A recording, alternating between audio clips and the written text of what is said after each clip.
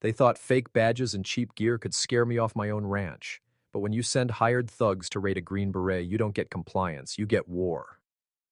You ever get that one letter that makes your blood boil? The kind of letter that looks like it came from some government office but reeks of intimidation instead of authority. Mine came folded into a cheap white envelope with the HOA seal stamped on the front, like it was some official decree. Inside, the words were printed bold, sharp, and dripping with arrogance. Failure to pay fines will result in consequences. Your ranch is scheduled to be used for our upcoming community event. Attendance is mandatory. I read it twice, then a third time, as if maybe my eyes were lying to me. My ranch isn't even under their HOA. Never has been. My land sits just outside their cookie-cutter development, acres of working soil and fencing I built with my own two hands. My barn smells of cedar, hay, and sweat, not the sterile scent of vinyl siding and asphalt their world runs on. And yet here they were, acting like they owned it, like they could walk in and claim it as if it were another cul-de-sac. It wasn't the first time Brenda, their self-appointed queen and HOA president, had pulled a stunt like this. A few weeks earlier, I caught her cronies hauling off half a dozen of my chickens. When I confronted her, she didn't even blink. They were too noisy, she said, chin high like a monarch. So we repurposed them for a neighborhood cookout. Consider it a community service. That wasn't a mistake. That was theft. Worse than that, it was trespassing. But Brenda had this way of twisting her words until her followers swallowed them whole. She could spin any story, convince her neighbors it was all for the good of the community. I tried to shake it off, bury myself in work, but the letter wouldn't leave my head. A few days later, the final straw broke. It was a blistering hot afternoon, cicadas buzzing like chainsaws in the trees, when a black SUV rumbled down my gravel road like it belonged there. 4 men stepped out, dressed in mismatched tactical gear.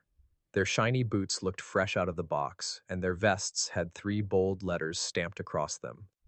HOA Cop. No badges, no department insignia, just knockoff uniforms and smug grins. One of them, the loudmouth with mirrored shades, strutted right up to me while I was patching a fence post. "This is a warning," he barked, chest puffed like he'd earned the right to wear the word cop. "Your refusal to pay fines is being noted. The HOA owns this land now, and if you don't cooperate, things will get worse." I leaned against the fence post, arms crossed, and gave him the kind of long, cold stare that used to unsettle men half a world away. "This ranch isn't under your HOA, son," I told him. "You boys are trespassing." That only made him grin wider. Without another word, he yanked a crowbar from the SUV and strolled over to my mailbox. With one heavy swing, he smashed it clean off its post. The metal clattered into the dirt, dented and broken. His buddies laughed like it was the funniest thing they'd ever seen, snapping pictures with their phones. "Example," he said flatly, tossing the bent mailbox at my boots. "Next time it won't just be the mailbox." Then they piled back into their SUV and sped off, gravel spitting behind them like gunfire. I stood there with my fists clenched, staring at the wreckage. That bent piece of metal wasn't just a mailbox anymore. It was a message, a declaration of war. And I knew then that Brenda wasn't going to stop. She'd already stolen from me. Now she was sending hired muscle to my doorstep. I'd seen men like them before. Wannabe tough guys in surplus gear, mercenaries in polo shirts, not real soldier. There's not real cops, just cowards, hiding behind a fake badge and someone else's orders. The law could handle some of this, sure, but I also knew how slow the law could be. Out here, when trouble came down your road, you had 2 choices, fold or fight. And I wasn't about to fold, because before ranch life, I was something else, a Green Beret. Years of training and survival lived in the back of my mind, dormant but never gone. Standing there with that busted mailbox at my feet, I felt the old instincts stirring awake. If Brenda wanted a fight, she was going to get one, but it wouldn't end the way she thought. That night, I didn't sleep much. The Texas wind rattled the shutters, coyotes yipped in the distance, and every sound had me half ready to move. I kept seeing that busted mailbox lying in the dirt, the smug faces of those so-called HOA cops burned into my memory. It wasn't fear that kept me up, it was calculation. Years of military training never fade. They just wait in the background until something wakes them up. This was that moment. I didn't want bloodshed. I wasn't setting out to kill anyone.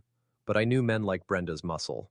They thrived on intimidation, on the idea that their victim would cower, pay up, or back down. That was never going to be me. If they came back, and I knew they would, they needed to find out what happens when you poke the wrong bear. So I started planning. First came the traps. Nothing lethal, just enough to slow them down, embarrass them, and buy me time if things went sideways. I strung a couple of tripwires through the tree line where I knew they'd likely try to flank me. I dug shallow pits and covered them with brush, enough to twist an ankle if someone barreled in without paying attention. By the barn, I set up rope snares just high enough to tangle feet, and near the gravel road I laid a couple of boards with nails hammered through, hidden under a thin layer of dust. It looked like an ordinary ranch to anyone with a sense. To intruders, it was a maze waiting to bite back. Then came the fallback. I pulled my father's old Colt 48 from its case, polished the steel, and oiled the moving parts until it gleamed in the lamplight. That revolver had been in the family longer than I'd been alive. It wasn't just a weapon, it was a promise. I slid it into a leather holster at my back. One round, I told myself. Just one, if it came to it. A warning shot. My goal wasn't death. It was survival and proof. The following days stretched like coiled wire. Every crunch of gravel had me glancing at the drive. Every unfamiliar engine had me gripping the porch railing, listening close. And then, just when I started to wonder if maybe they'd gotten the message, the black SUV returned. I saw the dust plume before I heard the engine. 4 figures piled out again, dressed the same. Mismatched gear, vests stamped HOA cop in block letters. Only this time they were louder, cockier, strutting like they were on patrol in enemy territory. One tapped a crowbar against his palm, grinning. Another adjusted the Glock at his hip, holding it like he thought it made him invincible. "You didn't listen!" the gunman shouted as he marched closer. His voice cracked, trying too hard to sound tough. "Brenda says last warning. You either pay those fines and vacate your barn, or we clear it out today. Your choice." I stayed seated on the porch, rocking slow in my chair, rag in one hand, Colt tucked at my back. Calm as a weapon, and they didn't understand that. The quieter I got, the worse it was going to be for them. "You boys like barking orders," I said, standing up at last. My voice was low, steady. "But I'll say it plain. This ranch is not under your HOA. If it isn't my old Green Beret buddy, figures you'd turn a fake raid into boot camp." The color drained from their faces.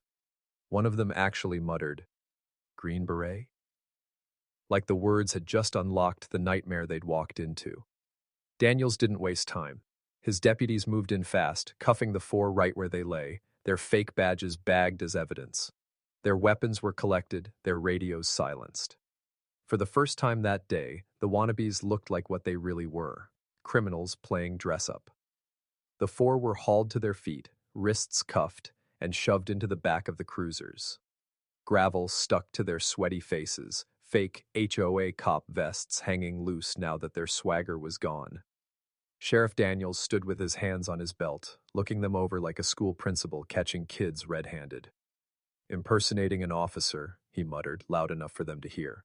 "Texas Penal Code 3711, that's a felony, up to 10 years in prison. And pointing that Glock? Aggravated assault with a deadly weapon 2202. That's another 20 years. Add trespassing, property damage, conspiracy." He shook his head. "Y'all aren't walking away with fines, you're walking away with records."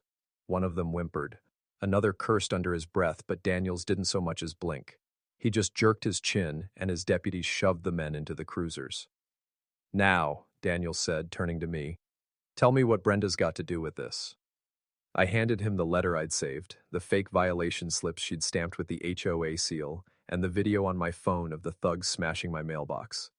Daniels studied each piece, jaw tightening. "Damn," he said at last, his voice low. "She's not just running a bad HOA, she's running a racket." Within days, the case built itself. Brenda had gone too far for too long, and once the evidence piled up, the county prosecuted. Or didn't hesitate. She was charged with criminal mischief under Texas Penal Code 2803, conspiracy to commit assault, harassment, and HOA fraud for misuse of community funds. When the trial came, neighbors packed the courthouse. Some still clung to Brenda's words, but most had grown tired of her reign. They whispered, they pointed, they shook their heads as the prosecutor laid it all out. How she'd used HOA dues to hire muscle, how she'd forged fines against homeowners, how she'd tried to extend her reach onto land she didn't own. The gavel fell hard. Brenda wasn't just fined, her entire HOA charter was dissolved. Every phony fee, every violation she'd slapped on her neighbors, nullified overnight. She was banned from holding any HOA position in the state of Texas ever again. And when the deputies snapped her precious clipboard in half on the courthouse steps, it felt like justice had finally been served. As for me, I went home and rebuilt my mailbox. This time, I made it sturdier than ever and painted it red, white, and blue. A small symbol maybe, but one that said loud and clear, this land was mine, not theirs. That evening, Daniels came by with a six-pack. We sat on the porch watching the sun sink over the goats in the pasture, the sky burning orange and purple. He raised his beer toward me. "You handled yourself just fine," he said with a grin. I holstered the Colt back on its shelf, brass gleaming in the last rays of daylight. "Sheriff," I told him, voice steady, "I wasn't about to let a pack of fake cops tell me what to do on land I bled for." We drank in silence for a while, the peace of the ranch wrapping around us. Brenda's power was gone, her hired goons locked up, her empire of intimidation crumbled into dust. And for the first time in weeks, I felt it. True quiet, true freedom. My ranch was mine again.